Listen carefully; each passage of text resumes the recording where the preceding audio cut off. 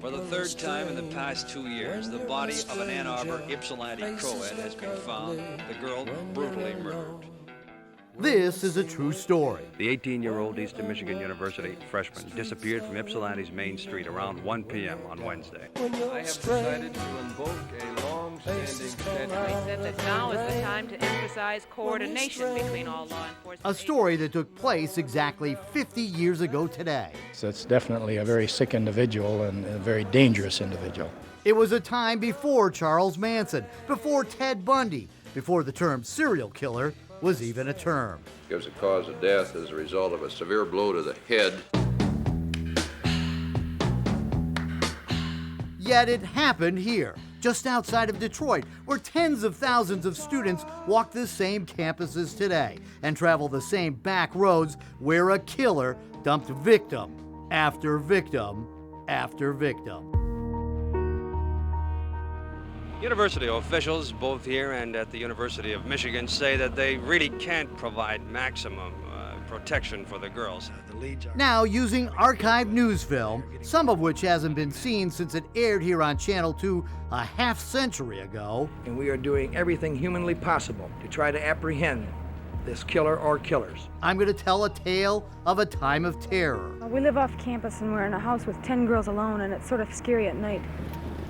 And revisit the places. You would not know that this area even existed if you didn't really know the area. He knew this area like the back of his hand. And the people who lived it. Most of the girls were sliced.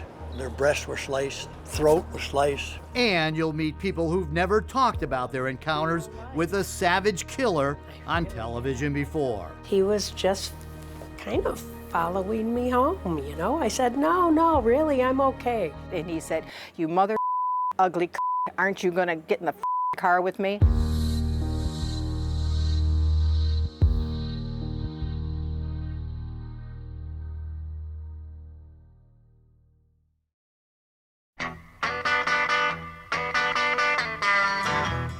It's July 1969, a time of peace and love. And you were a hippie. Well, yeah, I was a rock and roll musician, baby.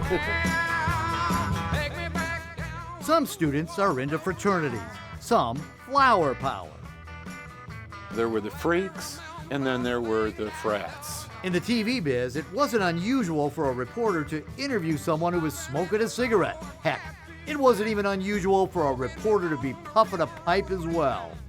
Police officers, some on foot. But the reporters here at WJBK, as well as the freaks and the frats and the fuzz, were in the midst of a manhunt for a monster. Miss Beineman was last seen Wednesday afternoon by her roommate here at Downing Hall. University officials have refused newsmen entrance to the building and not allowed them to talk to the girl's roommate or any of her friends. When she was last seen, she was... Karen Sue Beineman, an 18-year-old freshman at Eastern Michigan University, was missing, and everyone feared she'd be the latest victim in a brutal murder spree. The killing began exactly 2 years earlier, in July of 1967. That's when 19-year-old student Mary Flesher, a devout Catholic girl, took an evening walk from her apartment near the EMU campus. The building hasn't changed much. Mary was seen by a neighbor being catcalled by a young man who screeched his car to a stop and appeared to be trying to get her to take a ride. He put his car in front of her while she's walking down the street. Author Greg Fournier was an EMU student at the time. He's the writer of the book, Terror in Ypsilanti. Fournier says the witness watched this cat and mouse game between the driver of the shiny car and Mary until eventually she was out of the neighbor's view. Mary Flesher was never seen alive again. Her body was found dumped here a month later near LaForge and Geddes Roads. She'd been repeatedly stabbed in the chest. State police say the killer had come back to the scene at least 3 times.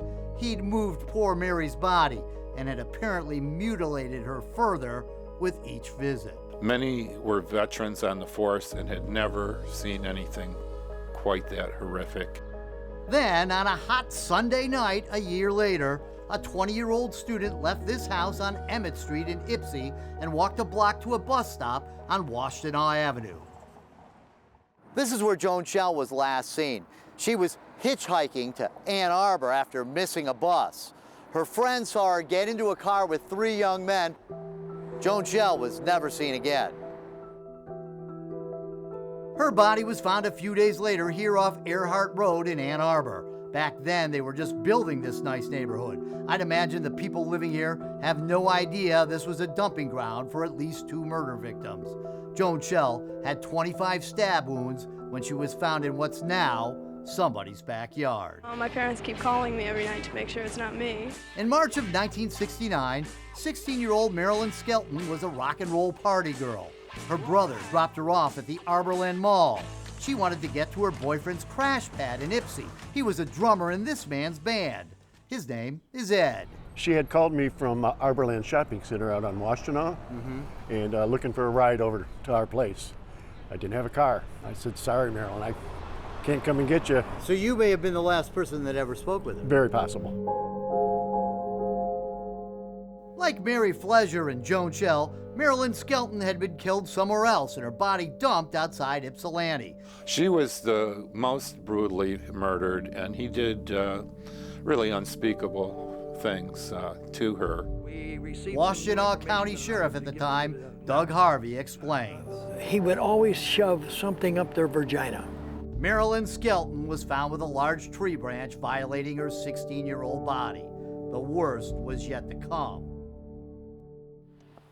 The youngest victim was only in 8th grade. 13-year-old Dawn Basom was last seen walking along these railroad tracks, taking a shortcut home. She never made it.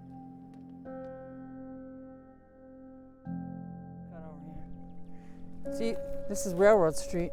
Yeah. Retro Kimmer is a blogger. She explains the shortcuts still used today. It's a lot closer than if you go down here to La Forge. Right. And you know, she'd have to go all the way around, all the way back to her house. This is the shortcut, and there's her house. Dawn was a normal 13-year-old child, lived in this white frame home. Dawn Basom was only a few hundred yards from her home when she vanished in April of '69. 50 years later, her neighbor and horse-riding buddy Kay still remembers her. We were really good friends. I know it's hard. Yeah, she'd be a grandmother. Cheryl, another friend, describes the little girl who went missing. She was tough. She was generous and sweet. The morning after the sweet girl was missing, Sheriff Harvey was here on Vreeland and Gale Roads where her body was found dumped. He remembers the terrible sight when he looked under that sheet.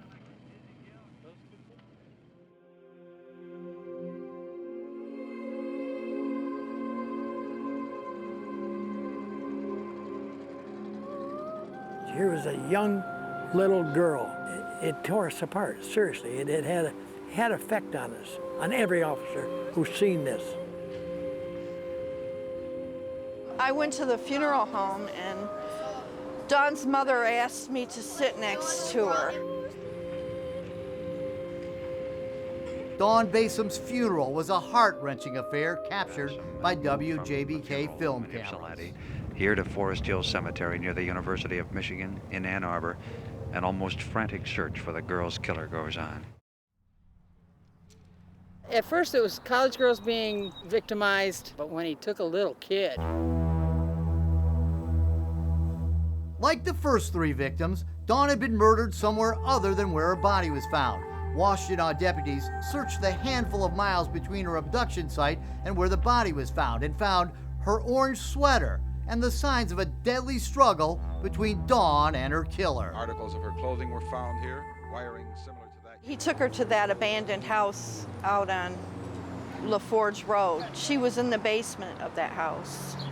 And they found glass in her elbows and knees. She had gotten out of there and got across the yard to the back toward the barn, and that's where she was attacked and murdered. As you continue further north, the house and the barn were abandoned buildings. The killer must have known no one would be there. It was clear he knew the area. And after the crime was cleared, the killer once again returned to the scene of the crime. Items, including Dawn's missing earring, were found in the abandoned barn weeks after her murder.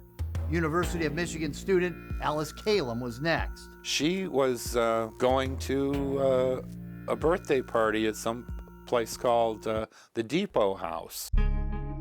Someone reported seeing her on the back of a motorcycle leaving the club. After all, it was now June, perfect weather for a 22-year-old student to take a ride on the back of a bike. If so, it was her last ride. Her neck was slit from ear to ear. I remember that. She found her out on Territorial Road. A lonely, abandoned barn was nearby. Then, just weeks later, a girl 2,000 miles away was brutally killed. No one could have possibly connected the two at the time, but Roxy Phillips, a 17-year-old high school senior, was last seen when a shiny Cutlass pulled to the curb, cutting her off. This was in Salinas, California, but the car stood out because it had Michigan license plates. There were two people that saw her in that car. The car also stood out because the driver pulled away, screeching his tires, and almost hit a female driver. The woman in that car had seen enough of the dress that Roxy had on, said, oh, it's a red dress and it has a floral print on it and whatnot, which is what she was wearing. Roxy Phillips was found beaten and strangled with the floral patterned belt to the outfit she was wearing. She was dumped in a patch of poison oak in Pescadero Canyon outside of Salinas. Just 10 days after Roxy Phillips' body was found in California, a freshman at Eastern didn't return to her dorm one night. The search continues. There are no solid leads at this moment, but tips by the... On Wednesday afternoon, July 23rd, 1969, Karen Sue Beineman came into this wig shop on Washtenaw Avenue in downtown Ypsi. She said, I've just done two things that I haven't done in my life. I'm buying a wig, and I accepted a ride on a motorcycle with a stranger. This comment didn't sit well with Joan Goshi, the owner of the shop. She and her assistant stepped outside onto this very street and saw a clean-cut young man on a shiny motorcycle. He turned his head away. At the chocolate shop next door, the shopkeeper hadn't met Karen Beineman, but she couldn't help but notice the nice-looking Triumph bike in front of her shop. She watched as a young woman came out of the wig shop next door and hopped on behind the handsome young man who'd been straddling the motorcycle in front of her shop. Karen Beineman took the last ride of her life. Today, it's reported that she arrived at the wig shop in Ypsilanti, the last place where she was seen alive, with that man and on that motorcycle. Undersheriff Harold Owing said that all leads are being checked. It's July 1969, and panic is in the hot, muggy air. Does it look to you as though the police are going to catch this killer? No. Authorities from 5 police agencies continue to comb the 100 square miles of side roads here between Ypsilanti and Ann Arbor today in an effort to find the missing Karen Sue Beineman. Another college student has disappeared. There have been 6 young girls before this one, each of their bodies dumped on back roads. A lot of the girls were beaten about their faces and so on, let alone the stab wounds. The town collectively went into shock, and nobody wanted to say anything to anybody because it was very obvious by that time that there was a serial killer working this area. It's Wednesday, July 23rd, 1969. After lunch, EMU freshman Karen Beineman set off walking from her dorm to a wig shop in downtown Ypsi. But when she arrived at Wigs by Joan on Washington, she was on the back of a motorcycle. Karen told the ladies in the shop she'd accepted a ride from a stranger. Joan Goshi and her assistant got a look at the man on the bike. Police artists made up a composite of the young motorcyclist who is now being sought.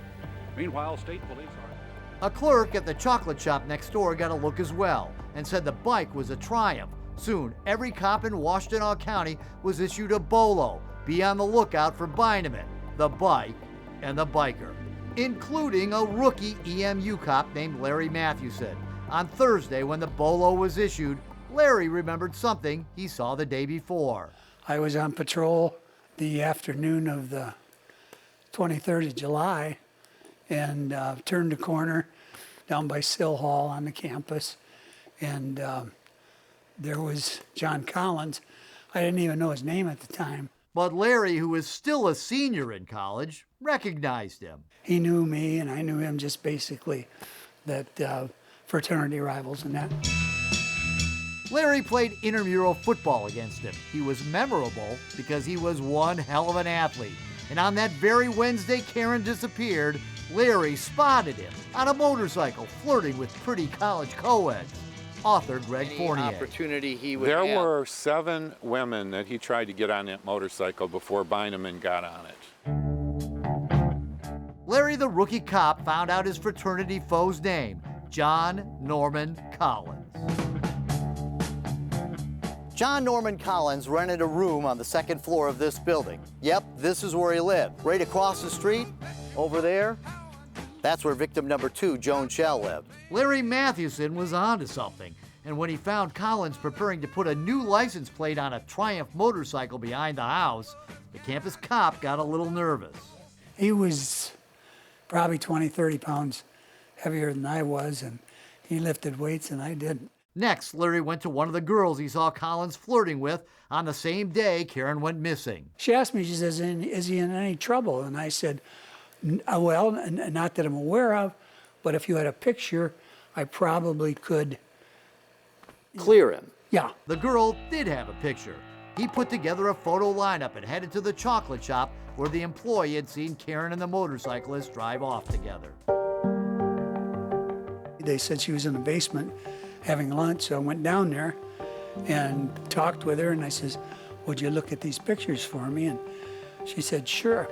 And so she looked at them, and I don't know, the 3rd or 4th picture was Collins.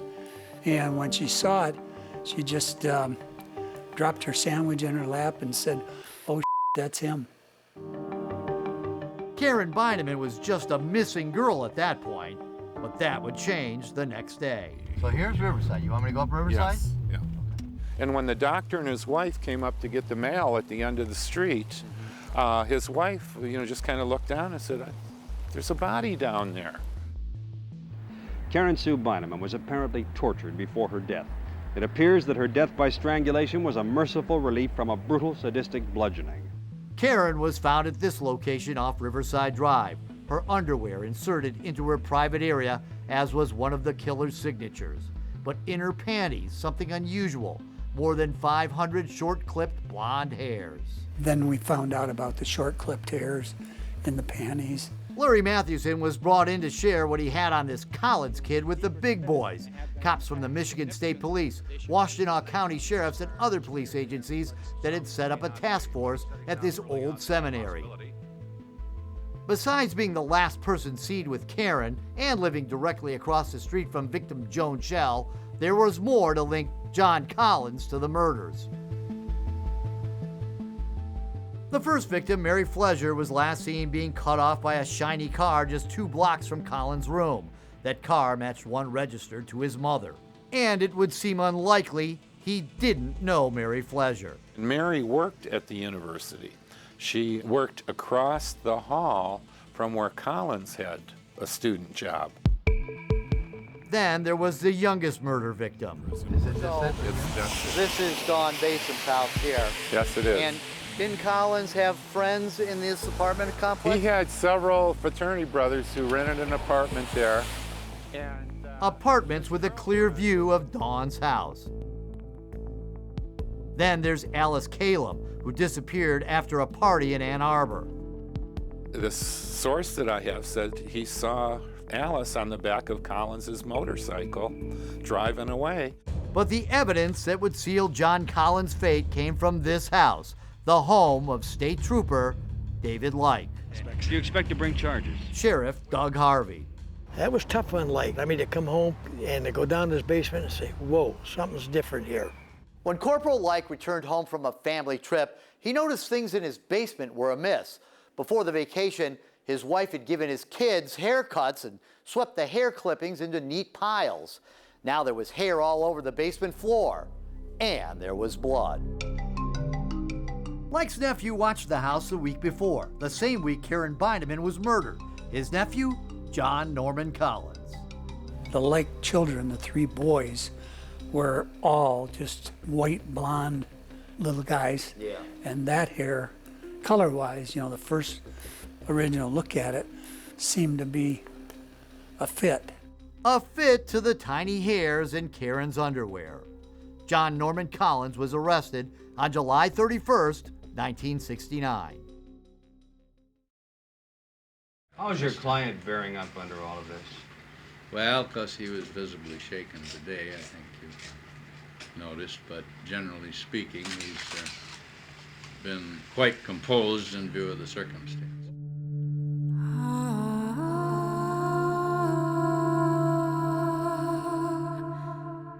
John Collins grew up in this house in Centerline, north of Detroit. 50 years later, the house is still there. So is the Catholic high school where John Collins was a sports hero, a letterman. His mother told John and his siblings their father had abandoned them. She worked as a waitress. Now a senior at Eastern Michigan University, studying to be a teacher, he was polite and handsome. But his boy next door image was a farce, something his frat brothers learned the hard way. He was thrown out because of theft. In fact, the motorcycle he picked up Karen Beineman on was cobbled together with stolen parts. Our daughter is gone. She won't come back. But we've tried. And if police in Michigan had any doubts Collins was their man, they soon learned wherever Collins turned up, girls turned up dead. I knew we had a good case, but I knew it was going to be a lengthy trial. Boy, and here California's got a better case than us, and they got the death penalty. Right after the murder of Alice Calum in June of '69, Collins and a friend took a road trip to Salinas, California. During the few days he was there, 17-year-old Roxy Phillips disappeared. Roxy is walking down the street, mailed a letter a block away from her house, and the letter was mailed, so they knew she got that far. No. And that John picked her up, and he had a nice car that was his mother's car. With Michigan plates, right? That with was Michigan one of the plates. 2 witnesses saw Roxy in the car. Collins quickly left the Golden State, but before he did, he was treated by a doctor for a case of poison oak. Roxy's nude body was found days later strangled. Her body was dumped in a patch of poison oak. I believe that they traveled out there in a small trailer house towed by Collins' Oldsmobile. After his arrest for murder in Michigan, the car he took to California was impounded. They took the car apart, and they found under one of the seats a swatch of fabric about the size, I think was about the size of a dime. And it was the same pattern, the floral pattern, the same weave of dress. Everything matched the belt and that swatch, which connected the two. Collins claimed he never killed anyone. He even agreed to take a polygraph test. Sheriff Harvey says before the test, John met in private with his attorney. He was in with John for about 45 minutes. He come out and he says, take him back to jail. You mean the polygraph sitting over here? Take him back to jail. Didn't take a scientist to figure out what transpired. I know for a fact that John confessed to him. Full attention now swings to the first-degree murder trial of John Norman Collins. Collins was tried for the murder of Karen Sue Beineman in 1970. His mother attended the trial every day. Her and the daughter both had miniskirts on and with the boots all the way up and long dangly earrings, but they were striking. I mean, they stood out. In the courtroom, John Norman Collins sat more relaxed than he's ever sat in the courtroom before. He smiled often at his attorneys, at his mother, and at the relatives present. But the hair evidence in Karen's underwear matching the clippings in his uncle's house where he killed Beineman was overwhelming. On August 19, 1970, a jury found John Norman Collins guilty. He was sentenced to life without parole. Would you classify Collins as a criminal sexual psychopath? Oh yes, without question, without question. An individual like this is not someone who, on the surface, appears to be very peculiar and bizarre. It's someone who might appear rather normal. I've been looking for a woman to save my life. It's the spring semester of 1969 at Eastern Michigan University. An athletic student named John chats up 18-year-old freshman Rana in line at the bank near campus. John likes motorcycles, so does Rana. Rana heads back to her dorm on foot. He came up beside me in his car, and he was just kind of following me home, you know. I said, no, really, I'm okay. Rana finally gives in after a block and hops in. John promises to take her for a ride the next day on his Triumph. Most of the time that I saw him was riding motorcycles. He'd pick me up from class. Rana was always with her classmates when John would get her. They thought he seemed nice. John liked to take Rana riding the back roads past the woods and farms and abandoned barns. We were always riding down Getty's Road, and we'd stop at this old farmhouse. Getty's Road, which seems now a murder thoroughfare, it leads to most of the places where the bodies have been discovered. And I said, John, I just saw something. This is where they've been finding bodies. And he said, yeah, I know. You want to go look for some? You never suspected him. I never did. Rana went back home to her parents' house for the summer. And then John Norman Collins has been arrested and charged with the murder of Karen Sue Beineman. When I saw his picture on TV and just kind of took a breath and said, oh my God, this can't be. Rana said John never laid a hand on her. Then again, she always had friends around whenever John showed up. I thank my lucky stars all the time. I just figure I had someone watching over me. I was totally in shock. Pam remembers John Collins as well, but he was no gentleman with her. I had gotten up and put on my little hippie outfit. Pam was a 20-year-old University of Michigan student. She was walking one day in the spring of '69 near campus. A very immaculately clean, shiny blue car cut me off. I noticed the driver immediately, and my first impulse was, oh God, it's a frat. I don't want to have anything to do with the short hair, is exactly what I was thinking. Pam had a job after school at the hospital, and she had to change her clothes before work. And he said, come on, get in the car, let's go for a ride. And my big mistake was I pointed right to my house and said, I don't need a ride, I live right there. And then he really took on a strange kind of a look, because as soon as I said no, his demeanor changed. The driver lost his cool. And he said, you mother ugly aren't you gonna get in the car with me? He was furious at me. And when I tell you he backed away, and he peeled away as fast as he could.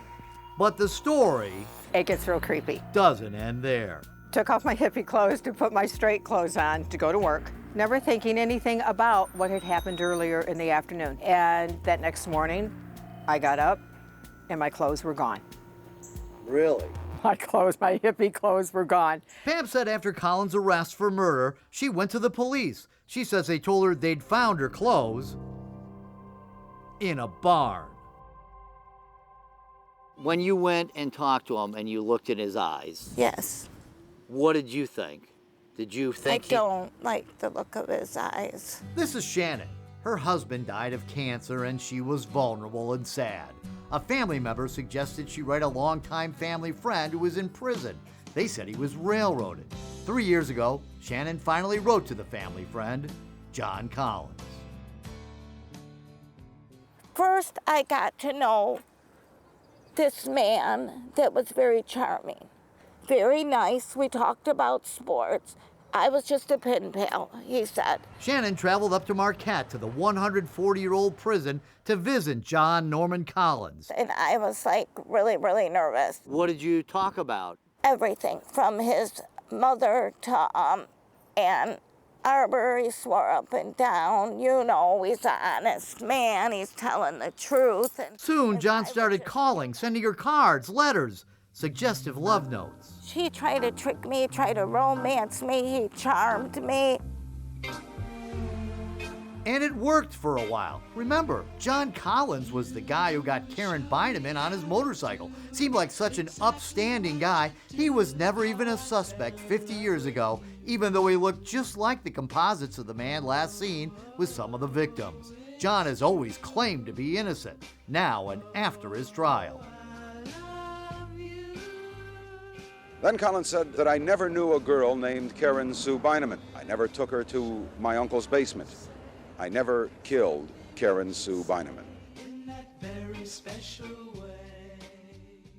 He is not going to admit it. Shannon says he told her what she calls half-truths about everything. She cut all ties with Collins last year, but he still tries to reach her. You think he's guilty? Oh, yeah. There is no doubt in my mind. Shannon says she made a big mistake contacting Collins and warns others that he's still stalking women as best he can from behind bars. Here for a good year and a half, he had me under his spell, is what I call it.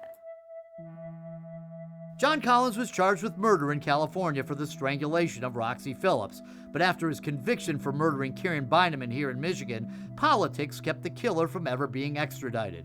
Collins was never tried for any of the other dead girls, but everyone I spoke with believes he was the one who lured girls to their deaths, one after another. The rookie cop who identified the man on the motorcycle. I mean, do you feel like you're kind of a part of history because of that whole thing? I think so, yeah. That you're proud of what? Absolutely, that you did something good. The retired county sheriff who thinks Collins was really killing his mother when he killed a girl. Every girl had long dangly earrings. His mother always wore long dangly earrings, and so did his sister. That wasn't no coincidence. Kay, who's lived a life without her friend, Dawn Basom. My friend didn't get to be a mom, didn't get to be a great-grandma, or even a grandma. And I think about that a lot. And Cheryl, who remembers Dawn playing with her brother in front of her house on LaForge Road. They stopped and waved at us, and that's my last memory of Dawn. And Greg, who lived through it all 50 years ago as an EMU student and spent days reliving the crimes with me. Karen Sue Beineman, wrapped in a blanket, grabs the end of the blanket, pulls it back, and she tumbles down the hill. The author, who spent the last 5 years knee-deep in murder, finally breaks down. And meeting Mary Fleischer's parents. That got me too.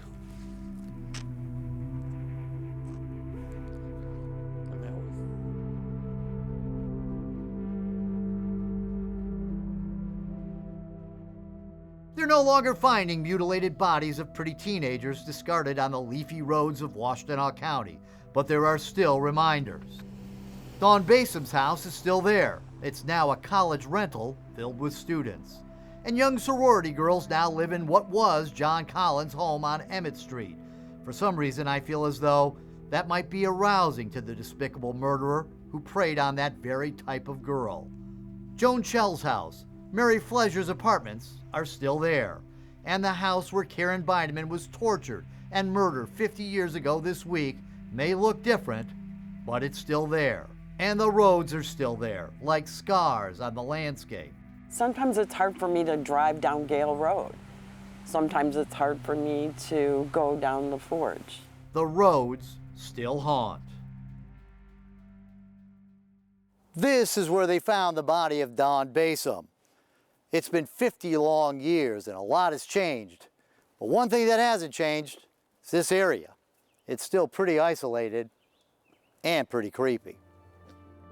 No one that lived through the 2 years of terror in Ypsilanti and Ann Arbor has ever truly healed. And how could they? So young. I mean, they were all young.